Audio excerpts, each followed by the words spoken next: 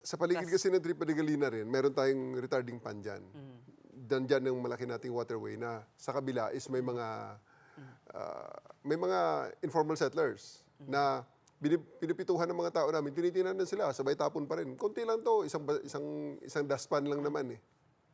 Pero maraming restaurants doon na hindi na yun masyadong Sa parang upstream. commercial na yun. Sa upstream, yes. Sa malayo. Yes. Sa looban ng Pasay. Yes. So these are the problems.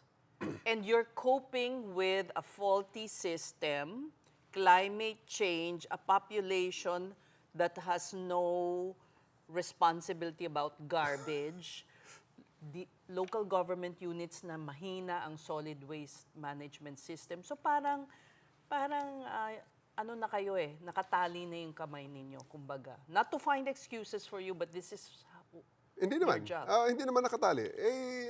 Ngayon nga, hindi nga nakatali eh.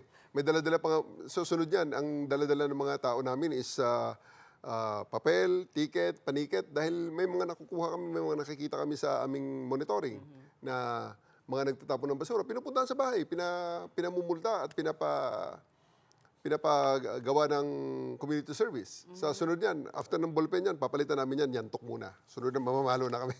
Sunod yan, pag hindi pa talaga, baseball bat na. Talaga? Teka, nakailan na ang nahuli nyo? Aba, kung mahigit 100 na ang nakikita namin sa aming mga CCTVs, may mga pinuntahan pa nga kami outside of Metro Manila.